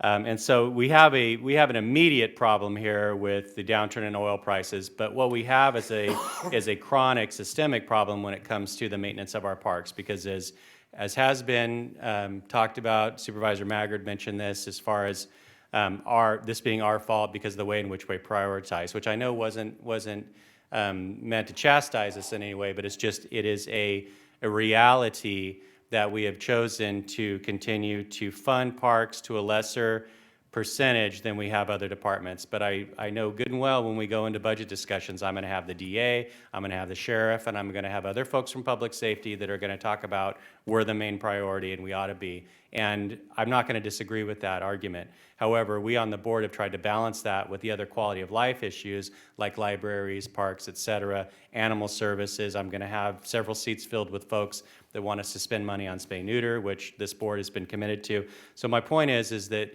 we've made these choices and priority because of the way in which we think that the public at large would like us to spend their hard-earned tax dollars. So what are the other alternatives? We've heard people say there's other alternatives that are out there. As far as crowdfunding is concerned, starting a Friends of the Park, I think that we should do that. I think that that's something that we ought to initiate. if, why is it the Hart Park is the one that we're choosing? And I'd like to get an answer from staff on that, but I think that Hart Park is something that we all identify as a jewel for this community, and it is losing ground. It's losing ground in maintenance, and certainly with the amenities that have been offered out there. There's no more train rides, there's no more paddle boats, et cetera, because we just don't have the money to do that. But why is it that we're choosing Hart Park in this particular instance? What I'm guessing is that the commission was hearing Hart Park is going downhill and you need to do something about it. Would that be accurate, Mr. Frapwell? Mr. Chairman, that is accurate. This is identified as one of the highest priorities. If you look at the usage of all of our facilities, Hart Park is a very high-use facility. Thank you. And Hart Park's condition continues to deteriorate at an alarming rate. On those busy weekends, can you give us some idea of the volume of trash that we're talking about? The trash cans fill up, and then what happens? Give us some idea of what our staff is up against when they go out there. If you were, Supervisor Scrivener, if you were to go out to Hart Park the day after perhaps Easter, for instance, example, what you would see is mounds, and I'm literally mounds of trash. And that is despite the fact that the Parks Department has put out additional trash receptacles throughout the facility. And so we've increased the capacity and the location of those trash receptacles, and they get filled to overflowing. You see that, and I guess and that at least you can understand that people have made an effort to take their trash and put it in a central location. I think what's most disheartening for staff is when they go out there and they see trash just dispersed throughout the entire facility. What that tells us is that the folks that are using the facility, some of them, and this is not a generalized statement, but there are isolated instances where folks really don't have the common courtesy or the common sense or whatever to take their trash to a central spot. So it's almost apocalyptic if you look out there the day after Easter. And I've been out there and have seen that, and you almost wonder, you stand back and you survey the whole park, and it's like, where do you start? It's a huge task, and yet year in and year out, the parks staff, my hat's off to them. They take that, they can work through it. Sometimes it takes several days to go through and do that trash removal and disposal. But you're talking probably 150 cubic yards of trash. If you can kind of picture that, that's probably almost a third of this room of trash. I had someone who mentioned this issue to me. They had just, and they were in favor of the fee, just so you know where they were coming from. But they asked, why aren't you out there writing tickets for people littering? That could generate revenue, et cetera. And then you're punishing the bad behavior, and they're paying for the problem. I mean, the prospect of a parks ranger out there writing litter tickets, I think would be impossible. But I would imagine that had at least been discussed in these meetings. That's correct. The park rangers play a very important role during those peak use times, and they probably wish they had the luxury to only worry about folks that are disposing trash incorrectly. Thank you.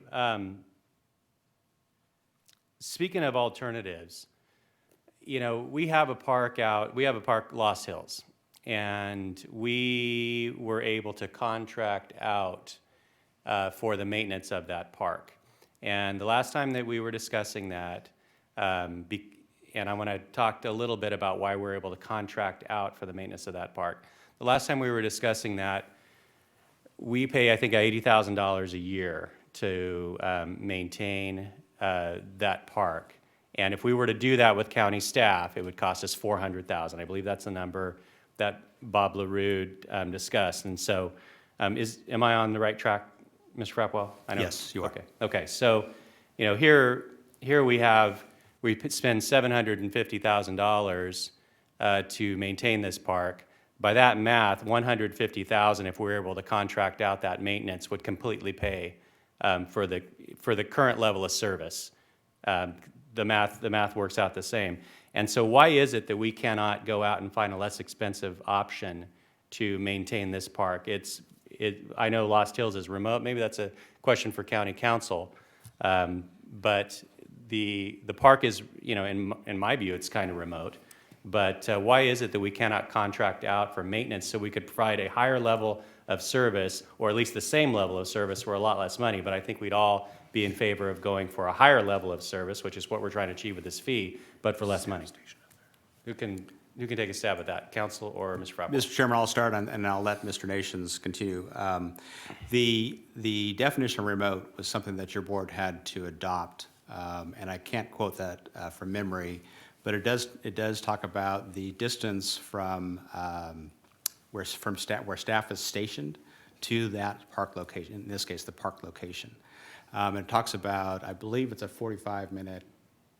I can't remember.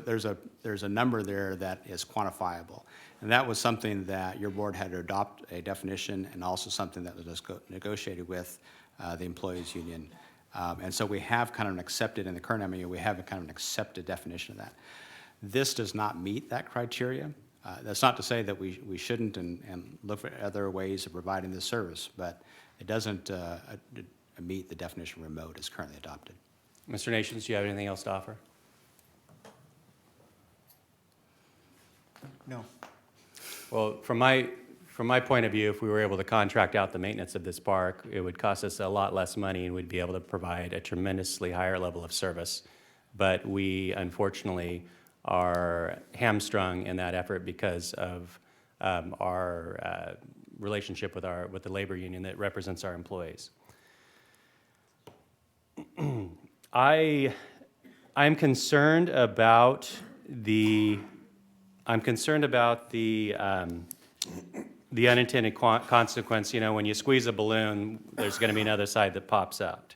So if we do impose a parking fee, I'm concerned about the impact to the entrances that Supervisor Maggard discussed, entering to the east, to the west. You're right, it's curvy streets. Are people going to be parking along those?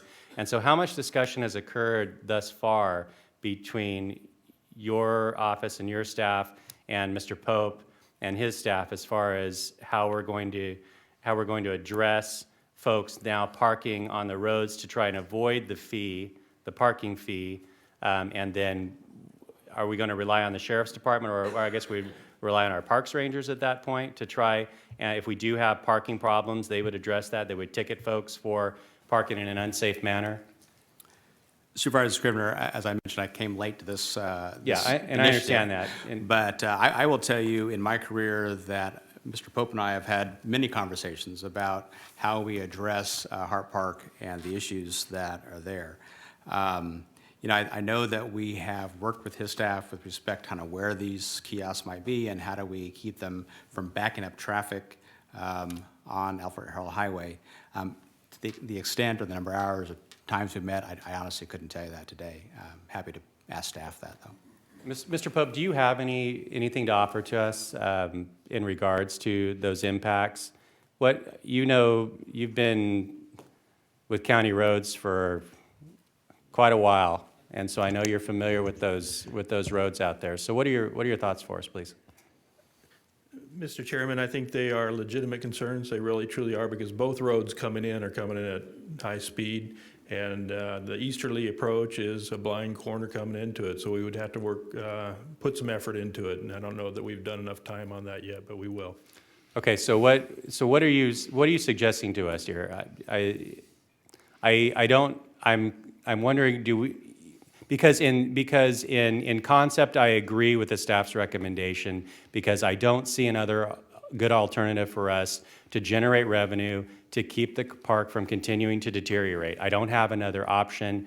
I think going out and asking for a property tax increase on everyone, a Prop 218 vote is impossible. That was attempted with libraries, which there were a heck of a lot more folks that are out here passionate about that issue. Actually, some of the same ones that I see here today, as a matter of fact, that are here on this issue. But that I don't see as a feasible possibility. And so and I do believe in user fees in concept. And so I don't want to oppose this fee per se, but I want to make sure that when we adopt it, before those kiosks go up, that there's going to be a plan in place between you and General Services to make sure that we're not going to create a dangerous situation or situations that are going to impact adjacent property owners that we're going to hear about as well. Mr. Chairman, I think if I was sitting in your chair, I'd recommend that you direct us to work out the details of the plan and to make sure we're comfortable before you implement this program. We could work on it for another month or two and come back to you with the details, because it's going to take a while for them to come up with a kiosk anyway. There's nothing in place. We have to figure out what the traffic's going to do. Let us take a stab at that before it's implemented. Very well, thank you. So so the question is sorry, Mr. Rappel, go ahead. Mr. Chairman, if you might, if I might, I think that we can work on that. What's being asked today is the introduction of the ordinance. There's a 30-day before it comes back, before it's effective.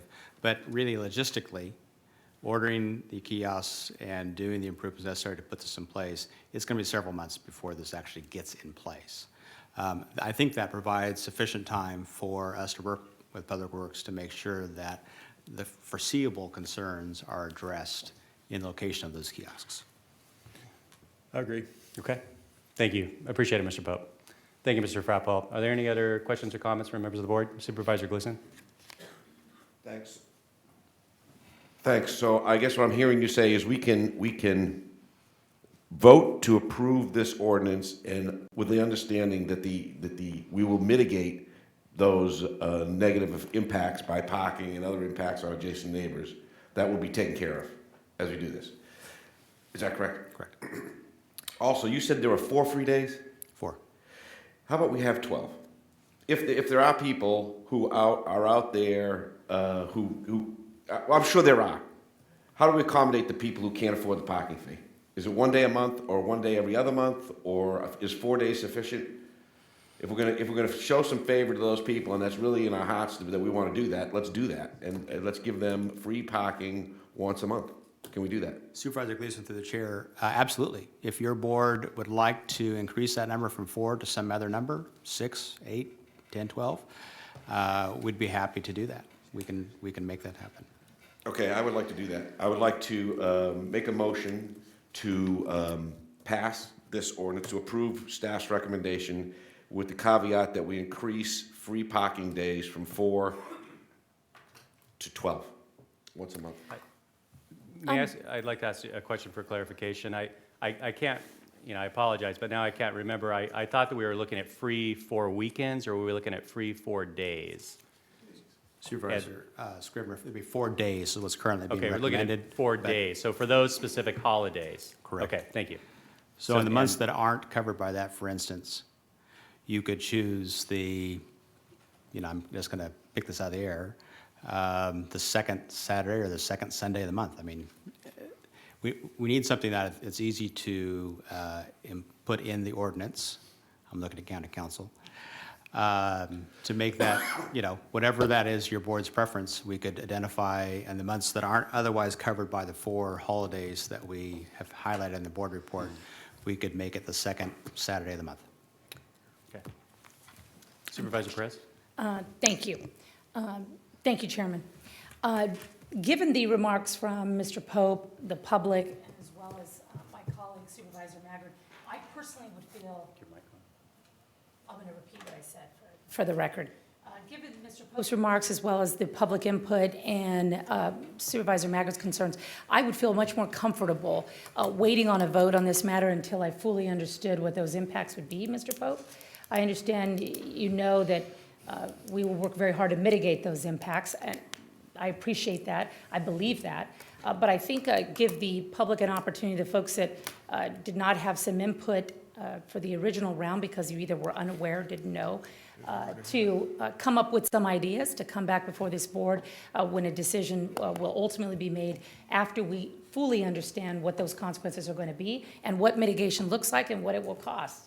So I'm more comfortable. I realize I still may be in the minority here, but I'm more comfortable coming back and understanding the mitigation, giving more time for some input. I am still inclined to impose the fee, I'll be straight, but I'd like more opportunity for the process to play out, given that Mr. Pope has indicated that we do have some practical concerns that need to be considered in this process. So those are my thoughts. Yeah, and just for my part, I'm on the fence as far as that's concerned. Moving forward now or waiting, because as I said, in concept I agree with this. I Yet I don't have a problem waiting to see the implementation plan come back as well. So we go into it with our eyes wide open. Supervisor Gleason, please. Yeah, I agree. I don't mind waiting, and that's the price of making sure that we do things right.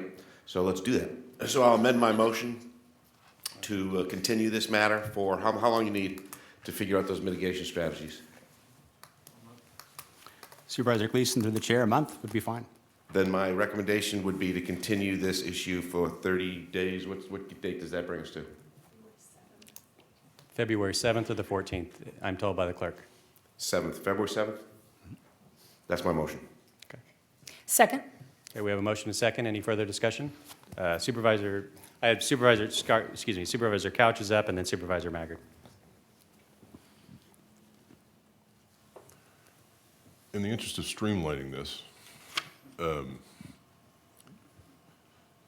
want to make sure I understand what you're going to bring, before we move forward at all with this, you're going to bring back a total package of mitigation of the impacts of this? Supervisor Couch, through the chair, I think. Is that what you hear? What I heard is an implementation plan that will talk about location of the kiosk. We'll put that out on a map. We will have that conversation with Public Works, Roads, to look at the traffic and how we can best mitigate what we believe the impact would be. It would be helpful, however, today, if I had some direction from your board with respect to the number of free days. If your board is comfortable with the 4 days, fine. If you want to go to some other number, I'd like to hear that too. That way we could wrap all that together in the final report.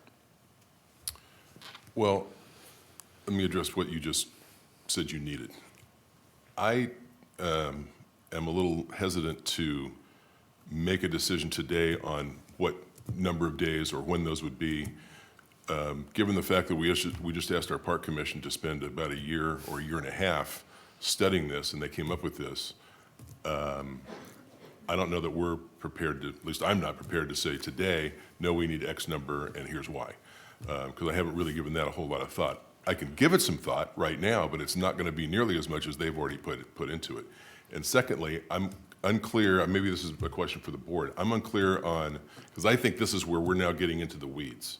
And you can't say that, but I'll say that. Now, I don't know that I need to approve the location of the kiosk. I mean, in general, we're talking about policy, whether we're going to have a parking fee or not. And I think we need to leave some discretion to you and your department as to some of the details that because I don't, if we start talking about those details, I don't know where it ends. Just an opinion. Supervisor Maggard. Thank you, Mr. Chairman. Madam Clerk, is there something different about our control panel today? Because somebody else is turning on my microphone and not me. And when I turn on my microphone, then it turns off. Same here. All right, I admit it. Okay. Give the chairman an inch and no. I have an idea about the park. Let's do 365 free days a year. Okay. I appreciate you guys struggling with this. This is the most we've talked about the park in over 10 years that I've been here. And we've come up with a bunch of good ideas on how to make it better. We spent about $400,000 on a spray park for children at a little tiny park in Oildale called Sears Park that just had nothing for kids to do out there. A number of years later, we spent $1.4 million, I think, on a spray park at Pioneer Park.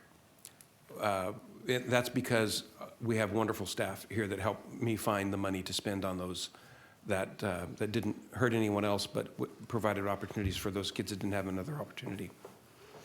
I hope we are diligent in, now that we're talking about the peril that the jewel that Hart Park is, the peril that it's in, I hope we are diligent about thinking about how we can find other money, because there's other money available.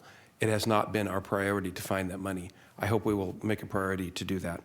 I agree that we don't need to spend time here talking about where to locate the kiosks, but may I please have a conversation with both Mr. Frapwell and Mr. Pope about the implications of, in any way, backing up traffic on Alfred Harrell Highway.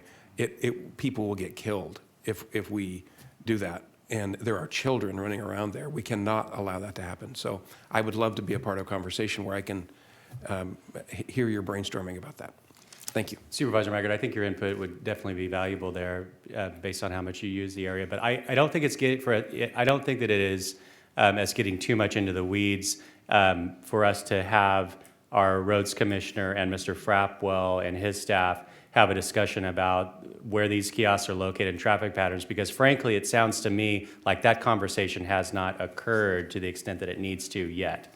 And so I think that we need to have our staff give them that direction before they come back and we implement this. I mean, we talked about how we feel about the user fee and concept. There's a majority of the board that is in favor of that, at least by my read. But I do want to give our staff time to come back and tell us, okay, this is how we're going to implement this. Now, obviously, there's going to be tweaks that are made. Back to the balloon reference, you're going to see some issues pop up that none of us are going to be able to foresee even when they come back. However, I want that conversation to occur before I pull the trigger on this item. So if that is consistent with your motion, Supervisor Gleason, as far as the days are concerned, I wouldn't mind having a little bit more time to mull that over as well. I'm not necessarily opposed to the 12 days a year. I think that's a reasonable number, but if staff could come back and we could take another bite at that, that's what I would request. And so I don't remember if your motion had the 12 days in it or not. I think it was just to continue. All right, so are you satisfied with that, Supervisor Gleason? Yes, sir. Okay, so the motion is to continue the item until February 7th, Madam Clerk? Okay, and do we have a second? We do, and I would obviously like more free days as well, but within reason and continues us along the plan of protecting this asset. So thank you. Okay, thank you very much. So we have a motion and a second. Please cast your votes.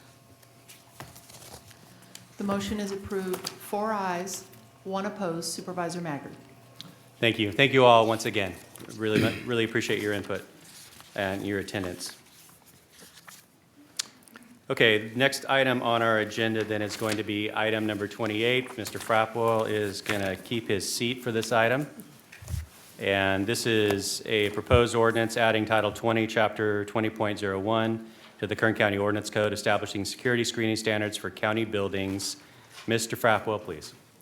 Thank you, Mr. Chairman, members of the board. The item before you here is the introduction and proposed adoption of a new ordinance establishing security screening standards for county facilities. Attached to your board report is a proposed ordinance. I would note that subsequent to the publishing of your board's agenda and making public this document, we have had kind of a conversation with council and have asked that we make a slight modification that really clarifies the original intent of this ordinance. The clarification can be found in the revised ordinance that is at your location. It is on page 3. It essentially adds section 20.01.020D. And that exception is that, and this was never meant to apply to county airport facilities. So those facilities are under federal regulations and requirements with respect to security. So this neither supersedes nor replaces what is already in place at those locations. So this modification to the ordinance that's been published and the modification that's been provided to you really makes clear that it is not meant to cover those facilities. So as the long and short of this ordinance is to establish criteria that of materials or paraphernalia that can and cannot be brought into county facilities. Penal Code Section 171B already prohibits many identified weapons, firearms from being brought into public facilities. And the additional list here are discretionary items at your board's discretion. I'll tell you, the list that's been prepared has been done so in consultation with the Sheriff's Department. The Sheriff's Department will be manning the screening equipment that will be located here in this building. And so we thought it was important to make sure that we had that consultation. So this list that's embedded in the ordinance has been vetted through the Sheriff's Department.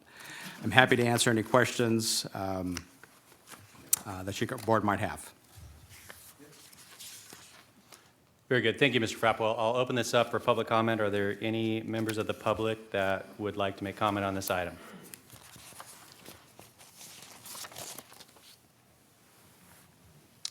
I know you spoke earlier, but please introduce yourself again. Michael Rao. I've been coming to this board since 1992. My supervisor was Ken Peterson. At that time, we didn't have any deputies at all, or the rail, or the other stuff you have now. We had Carl Sparks who would come in once at a time and ask for money. But the thing about it is people can come to this building right now. It's pleasant to come in. Free access, there's not any problems, and you guys want to start installing metal detectors, deputies, and you want that airport-style security. And I just don't think it's necessary. Plus, what is this going to cost the taxpayer to implement all of this? The people want free and pleasant access to 1115 Truxtun Avenue. Thank you, Mr. Rao.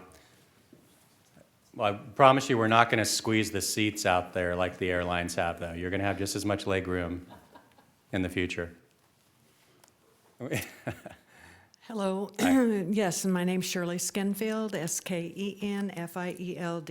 I appreciate what the gentleman just said, and I wasn't here even to talk about this issue, but I was talking to one of the gentlemen earlier. My son is an airline pilot, and he, before that, was a C-17 pilot in the Air Force.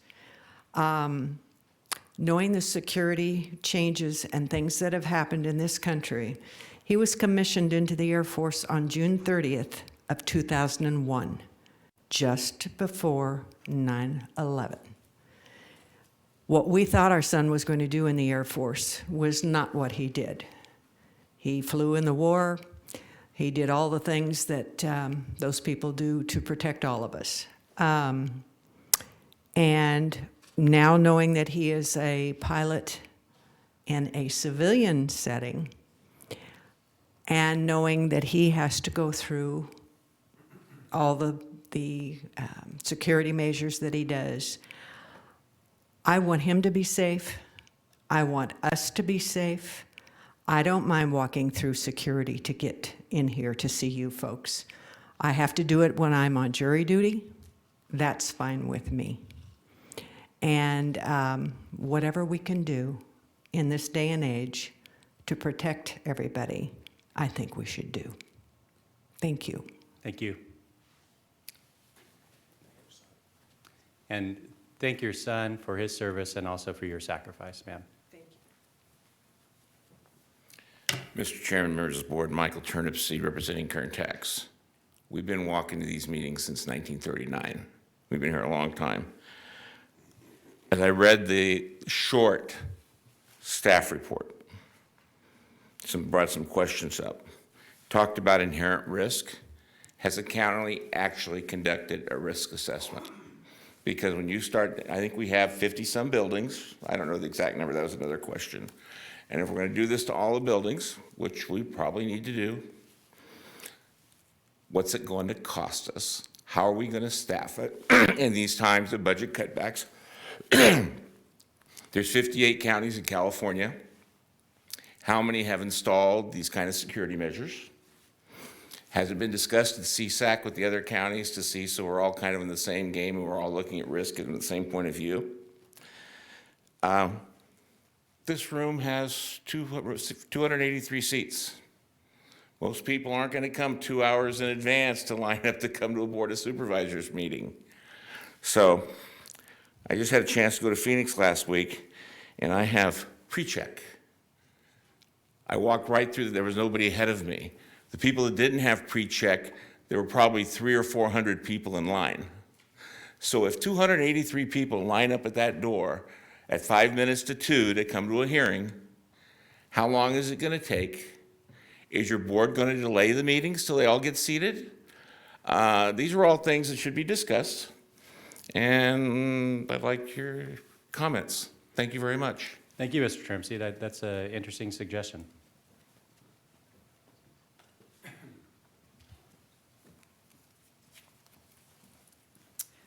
Lorelei Oviatt, Kern County Planning and Natural Resources Director. I'd just like to speak, I wasn't going to speak on this item, but because of these comments, obviously my department brings some of the most controversial items. We have packed this board. The public is not aware that we've actually had incidences. We actually had a developer try to punch, actually an opposition try to punch me, missed me, hit the developer. We've had people make threats, and it is because of the sheriff that the public doesn't know about this, and they does not disrupt your board. And I know that the sheriff has brought you these recommendations, and I am committed that our department, which gives out information to people on how to come to these meetings, would work closely with Kathy Kraus and County Council to make sure people understand what the rules are, how to come in. I'm sure we can create this as a seamless process of letting people know that we're protecting them so we don't have 280 people backed up at 2 o'clock. But I am here to say that at some point, this building, at the very least, needs to be made safer as we have heightened tensions in the community and more controversial issues. So I just wanted to say privately to the speakers who have indicated, hey, there hasn't been any problems. That's actually not accurate.